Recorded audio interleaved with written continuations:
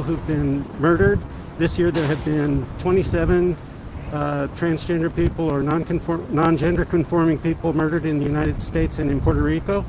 And Jacksonville group called the Unspoken Treasure Society organized an event to remember the lives of those who've been killed and call attention to these murders.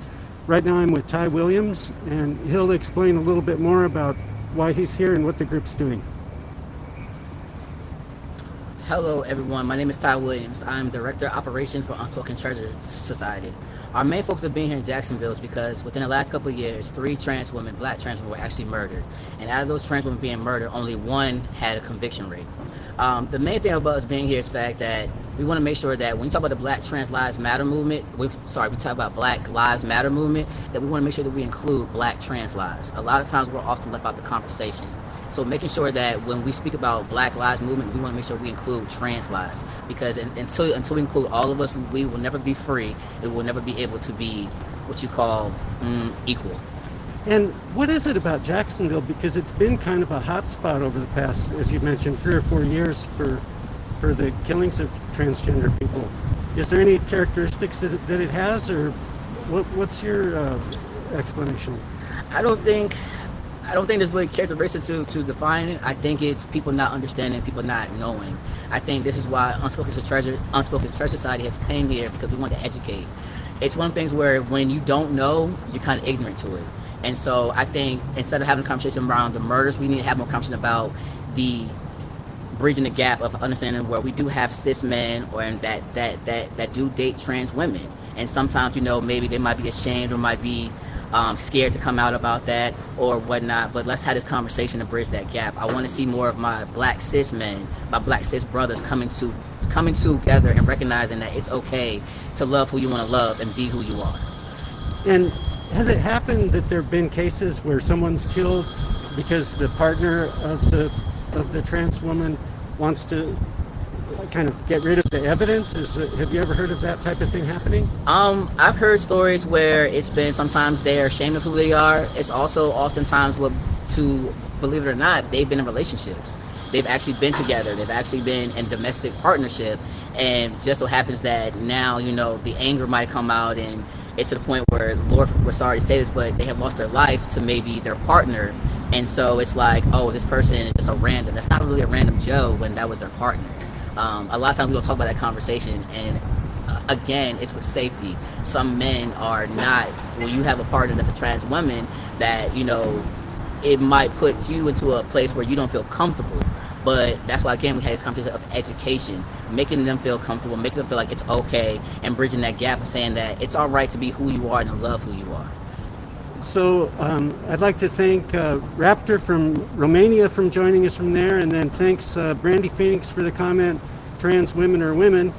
And that last point about trans women being women is interesting, because women have been abused for years. And I've heard some trans women say that they're just now kind of joining the club of having to, well, you can explain perhaps better than I can. What do you think about that idea? I say this, and it's been said plenty of times, the most disrespected are black women. Whether they're black cis women or black trans women, our black women are just disrespected, are just degraded, and I don't know why. And again, that's why we're here, to bridge that gap, because again, black trans women now are feeling the same trouble that black cis women are feeling. And I think also that also brings another conversation, that black cis women and black trans women need to come together and realize that they are all women, and until they come together and let them know that we are all standing in the forefront, it's not going to change. And can you give me an idea for the kind of economic situation that trans women face if you're black, you're trans? Because I understand that there is on occasion job discrimination. Yes. How does that impact trans women? It's very unfortunate that we were raised to see a binary, we were raised to see a man or a woman. And it's unfortunate that when trans women, especially black trans women, are in their transitioning stage, if you don't see or if they don't look the fit of a woman, then you don't want to hire them. And that's not okay. You're stopping their opportunity of growing. You're stopping their opportunity of to be able to sustain themselves. They are human beings as over. Moreover, it's more acceptable. I transitioned on the job where I didn't have no problems, but I had a black trans sister that came on the same job that I work in hospitality, and she got just treated terrible because you don't look like a woman, and that's not okay. It doesn't matter what they look like. They're human beings. If they say they are she, they are she. If they say they want to be called he, call them he. If they want to be called they, them, that's what you call them. Just respect them who they are. Thanks for joining us, Patipan, for coming on, and then Kitchen Village. So I wonder, how did you personally get involved with the organization? What motivates you? For one, being a black trans man, I see that I oftentimes know that male privilege comes to play the factor, and so with my black trans sisters, I want to make sure that they felt protected as well as knowledgeable. Again, because of the fact that they've been ostracized, they haven't been able to get the same education that I might have been and have. So therefore, I'm going to use my resources to bring towards Unspoken Treasure Society and help my black trans sisters and bring us together and bridge that gap. And so in order for to do that, that's why I decided to come on as Director of Operations. Okay. And what's the main goal of your rally here today? The main goal is to bring awareness.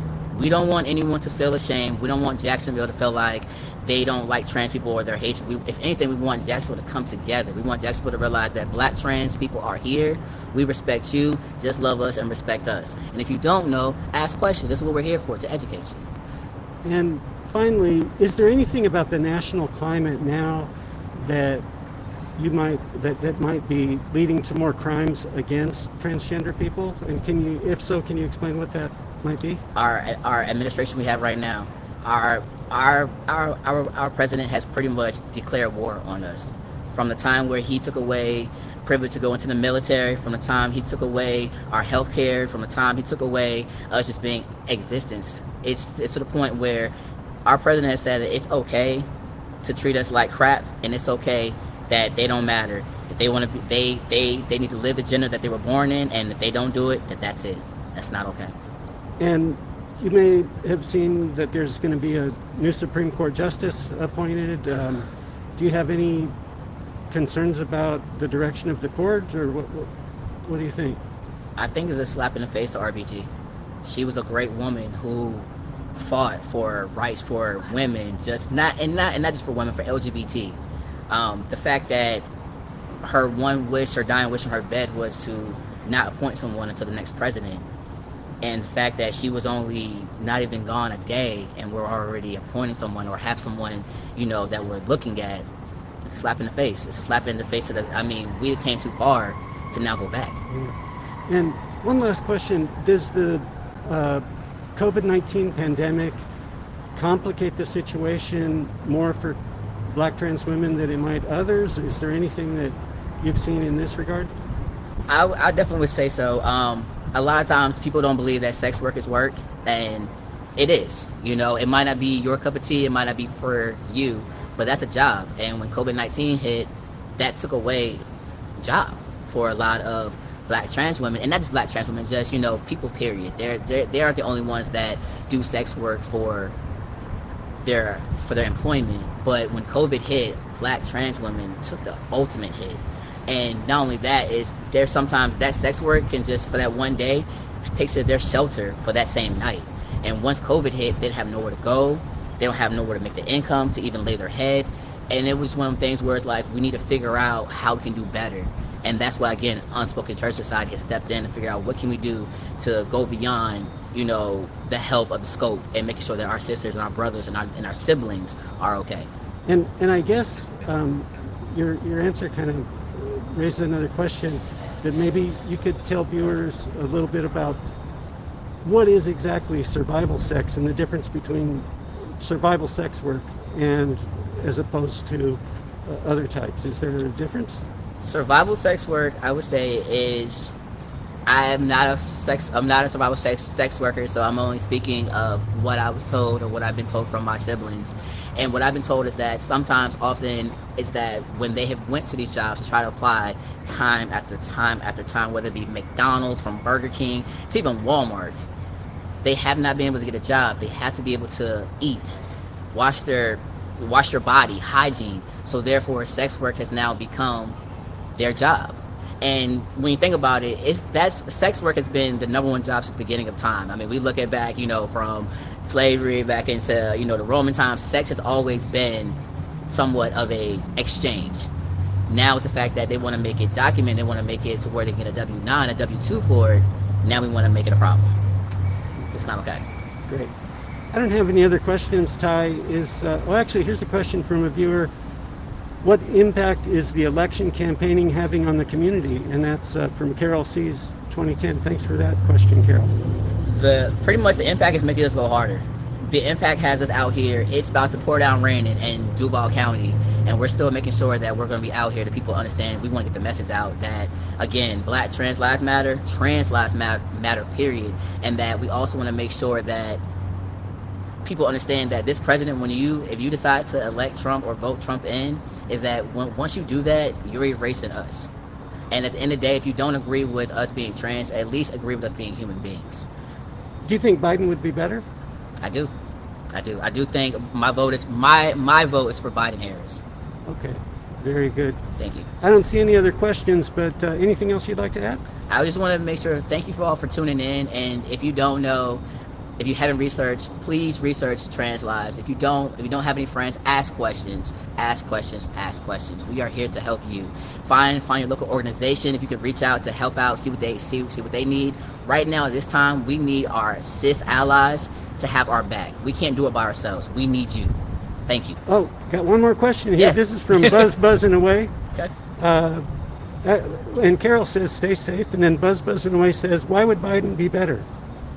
I think Biden would just be better so let me say this. I don't agree with what everyone does, but when it comes down to, Biden does respect us as human beings. Even though he might understand, trans people or LGBT, he understands that we're human. And that's all that I need right now. You might need to get more education of what a trans person is, or maybe surgeries.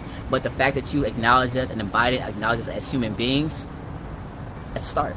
Okay, great. Then thanks again for all the comments. Thank you, Ty Williams. And the event here is about to get started, about 15 more minutes, and I will